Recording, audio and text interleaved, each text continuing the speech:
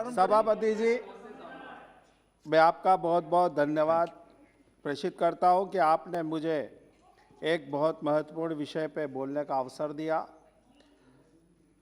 और मैं हमारे पुलिसकर्मी, स्वास्थ्यकर्मी और सफाई कर्मी को भी बहुत बहुत धन्यवाद दूंगा जिन्होंने कोविड जैसी महामारी में अपनी निस्वार्थ सेवा जो देश को प्रदान की है वो वास्तव में उनको प्रणाम करने योग्य है।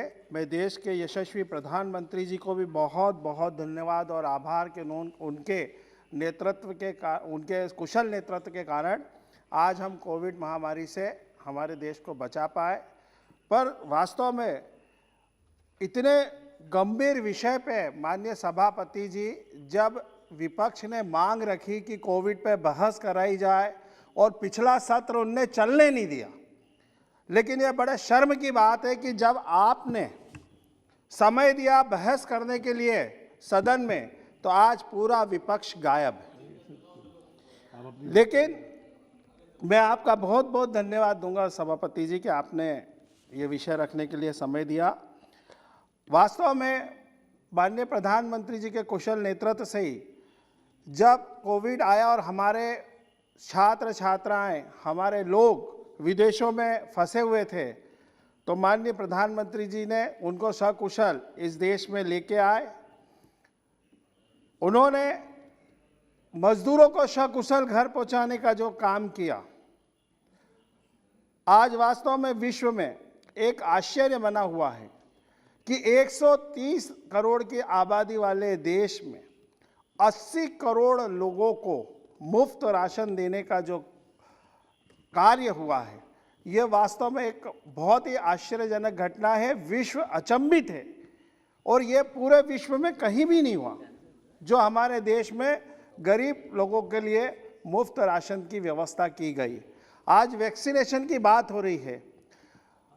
मैं सभापति जी, यहाँ पे हमारे स्वास्थ्य मंत्री जी भी बैठे हुए हैं, मैं ये को जानकारी लगी कि जब वैक्सीनेशन बनता है तो उसके ट्रायल्स में और उसके कई एक्सपेरिमेंट होते हैं जिसमें लगभग 5 साल का समय लगता है।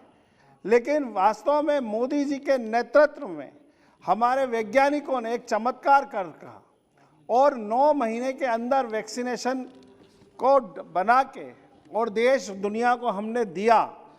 एक समय हुआ करता था कि हमारे यहाँ कहीं भी कोई महामारी होती थी या कोई आपदा आती थी तो हम विदेश पश्चिम देशों की ओर याचक भरी निगाह से देखते थे।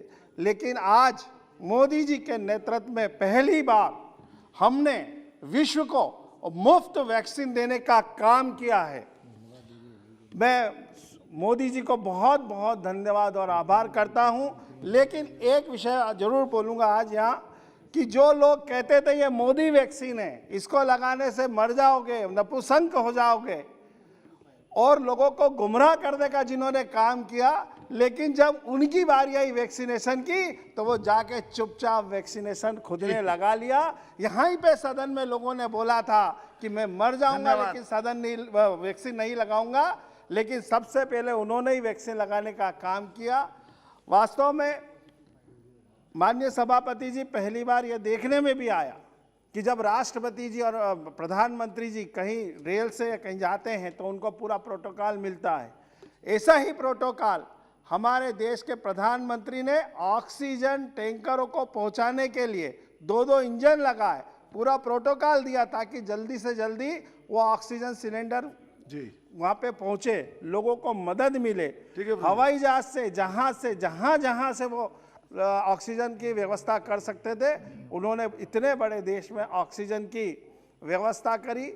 और वास्तव में यह शोध का विषय है कि इतनी जल्दी हमने लगभग 120 करोड़ लोगों को वैक्सीनेशन इतने बड़े देश में अवेलेबल करवाया, लोगों को वैक्सीनेशन करवाया। यह कुशल नेतृत्व ही है। मैं एक बार आखिरी में 1 मिनट और चाहूँगा कि पहले स्वतंत्रता के पहले माननीय सभापति जी, परम पूजनीय बापू जनता को आह्वान करते थे तो जनता उनके पीछे चलती थी। लेकिन स्वतंत्रता के बाद अगर कोई इस देश में सबसे लोकप्रिय नेता हुए हैं तो वह श्रीमान नरेंद्र मोदी हैं, जिन्होंने बोला घंटी बजाओ तो लोगों ने घंटी बजाई, थाली बजाओ तो थाली बजाई, और जो मोदी जी ने बोला लॉकडाउन तो उनके अक्षर से पालन करा। मैं ऐसे प्रधानमंत्री नरेंद्र मोदी जी को बहुत बहुत धन्यवाद और आभार करूंगा। माननीय सभापति महोदय, आज 193 के तहत कोविड के लिए चर्चा हो गया, आपने करा रहे हैं, मैं बहुत बहुत धन्यवाद देता हूं आपको। माननीय सभापति महोदय, कोविड-19 के वैश्विक महामारी ने दुनिया को झकझोर दिया। हमारे देश, यह बीमारी हमारे देश की नहीं, बाहर की आया हुआ बीमारी है। ठीक है। माननीय